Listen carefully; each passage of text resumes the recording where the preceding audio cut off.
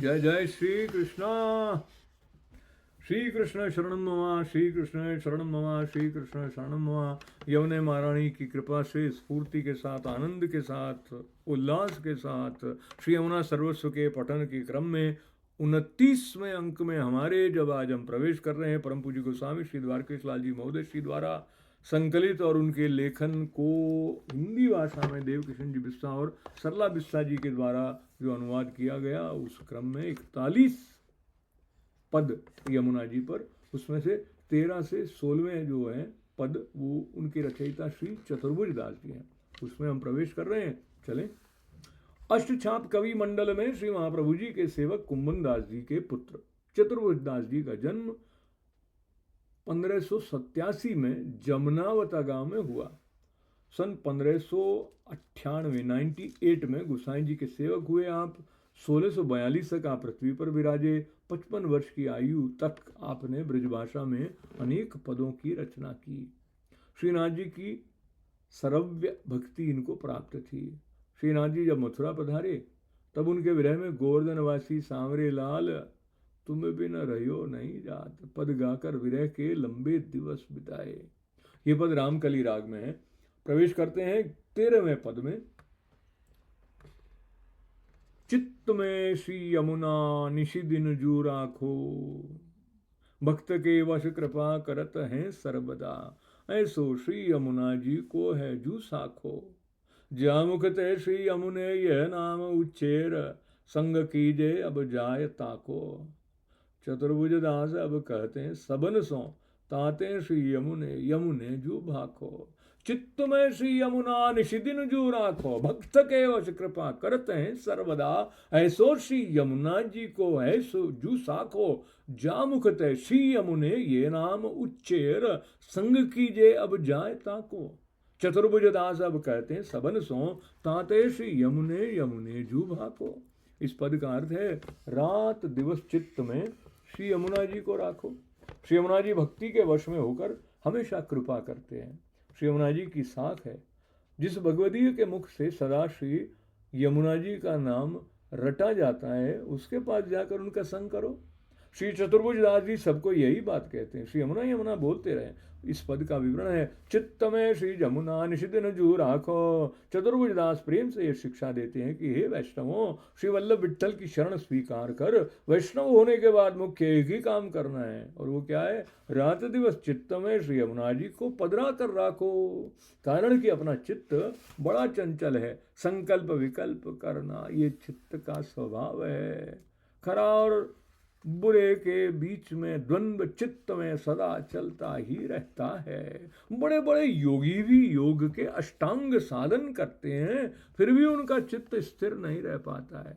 चित्त को स्थिर रखने का एक ही सरल उपाय है कि चित्त में श्री यमुना जी को पधरा दो। चित्त को स्थिर करने का यही एक तरीका है। श्री महाप्रभु जी चित्त को स्थिर बनाने के लिए सेवा और सत्संग को महत्वपूर्ण बताते हैं। अपना मन अगर सेवा में अथवा कथा में आसक्त हो जाता है तो वो कभी भी अस्थिर नहीं होगा। अपने घर में यमुना जी को चित्त में ध्यान धरकर चित्त को एकाग्र कर सकते नहीं। गोकुल में ठकुरानी घाट जाकर श्री यमुना जी को निरखता चित्त में श्री यमुना जी को पधरा सके नहीं, तो रात दिवस श्री यमुना जी अपने चित्त में कैसे पधारें? इसके लिए क्या उपाय करना चाहिए, इस उपाय को अगले पद में बताते हैं। दरस करी परस करी हिय में ध्यान धरे। श्री यमुना जी को चित्त में पधराने के लिए पहले श्री यमुना जी का दर्शन करो। दूसरी बात यह है कि यमुना जी का पान करो। तीसरी बात यह है कि श्री यमुना जी का गुणगान करो और अपने हृदय में इनके स्वरूप का दर्शन करो। ये 3 पगथियां अगर भरने में आते हैं तो श्री यमुना जी सदा हमारे चित्त में स्थिर होकर विराजते हैं। मनोवैज्ञानिक कहते हैं कि चित्त का ऐसा स्वभाव है कि जिसमें रस पड़े उसमें चोट जाता है। व्यापारी का चित्त रसोई में नहीं चोटता, व्यापारी व्यापार में नहीं चोटता, संगीत में चोटता है। प्रेमी का चित्त उसकी प्रेमिका में चोटता है, दूसरी कहीं जगह नहीं। माता का चित्त अपने बालक में लगा रहता है। इन सब का कारण यही है कि जिसकी जिस वस्तु में रुचि और प्रेम होते हैं उसका चित्त उसमें थोड़े से प्रयत्न से लग जाता है। इसलिए श्री यमुना जी में चित्त लगाना हो तो हमें सर्वप्रथम श्री यमुना जी से सच्चा प्रेम करना चाहिए। प्रेम का स्वभाव चित्त को एकाग्र बनाने का है।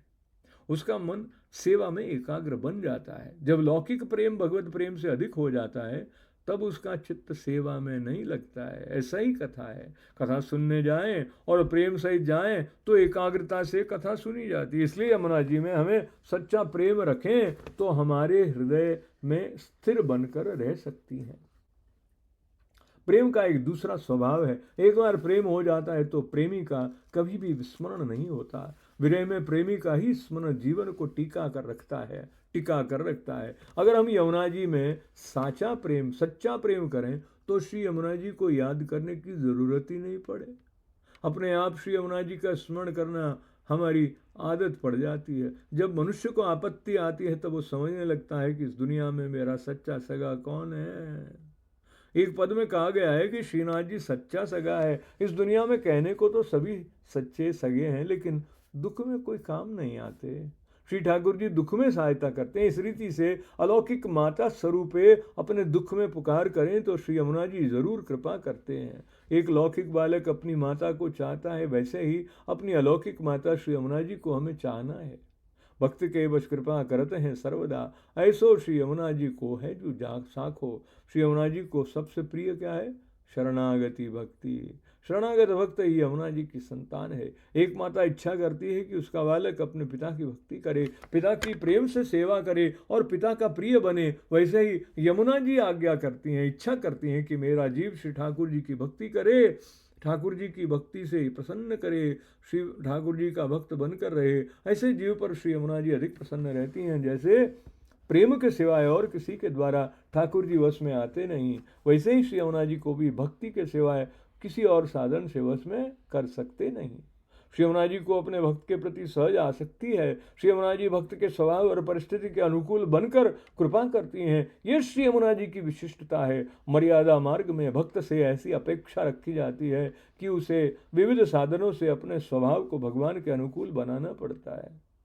यम नियम आदि द्वार अपने में प्रभु को प्राप्त करने की योग्यता रखनी पड़ती है। एक भक्त कवि कहता है कि हे ठाकुर जी, हमारे जो तुम्हारे लायक बनने की योग्यता रखकर तुम्हारे पास आना है तो इसमें तुम्हारी प्रभुता कहाँ रही।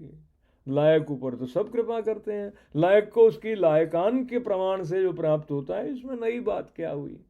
लेकिन आपकी प्रभुता तो तब सिद्ध होगी जब आप नालायक के ऊपर कृपा करो, तभी तुम्हारा कृपा सागर का विरद साचा। पुष्टि मार्ग में श्री ठाकुर जी और श्री यमुना जी का ऐसा ही स्वभाव है। शरणागत जीव चाहे कितना भी दुष्ट क्यों न हो, पापी हो, लेकिन ठाकुर जी और यमुना जी उस पर कृपा करते ही हैं, क्योंकि वो शरणागत जीव है। उसके दोष वे देखते नहीं हैं। पुष्टि मार्ग में भक्त भगवान के स्वभाव के अनुकूल बनता नहीं है, भगवान भक्त के स्वभाव और परिस्थितियों के अनुकूल बनते हैं। अजामिल जैसे दुष्ट ने पुत्र के बहाने नारायण नाम का उच्चार किया, तब ठाकुर जी ने विष्णु दूतों को भेजकर अजामिल का उद्धार किया।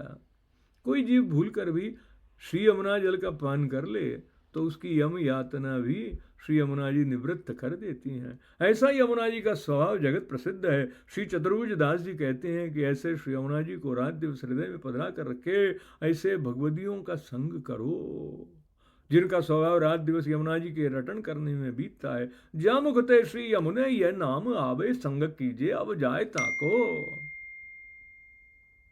जा मुखते श्री यमुने ये नाम आवे, संग कीजिए अब जाए ताको। भीगे कपड़े के साथ रहने से कोरा कपड़ा भी भीग जाता है। अतः वैष्णव को जो दुस्संग लग जाए तो वो श्री यमुना जी को भूल जाता है, बैरमुक्ता के प्रवाह में बह जाता है। इस कारण श्री महाप्रभु जी ने नित्य लीला में पधारते पधारते आज्ञा की थी कि जो तुम कोई भी प्रकार से बहिर्मुख हो जाओ तो ये काल रूपी प्रवाह में तुम चले जाओगे। इसलिए दुस्संग और बहिर्मुखता से हर समय सावधान रहना चाहिए। दुस्संग को हटाने के लिए सत्संग जरूरी है। हरिराय जी तीसरे शिक्षा पत्र में समझाते हैं कि भगवद भाव अग्नि जैसा है, दुस्संग जल जैसा है और सत्संग बर्तन जैसा है। हृदय में प्रज्वलित भगवद भा मात्र रूपी अग्नि के ऊपर दुस्संग रूपी जल पड़ता है तो भगवद भाव का नाश हो जाता है।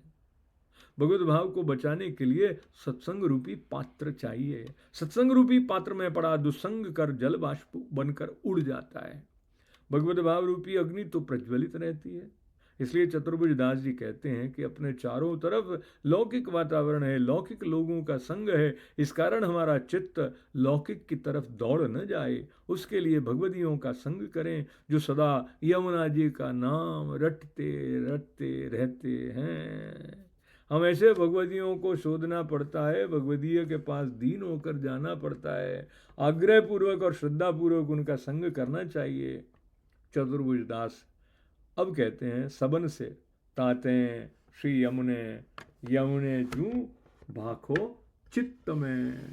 तो यहाँ पर ये 13वां जो पद है वो हो रहा है संपन्न, और उसके साथ हमारे 29वें अंक का विराम करने की अनुमति आपसे धन्यवाद आभार के साथ मंगल कामनाओं के साथ लेते हैं। श्री कृष्ण शरणम ममा, श्री कृष्ण शरणम ममा, श्री कृष्ण शरणम ममा। वल्लभाधीश की जय, श्याम सुंदर श्री यमुने माँ रानी की जय, आज के आनंद की जय। जय श्री कृष्ण।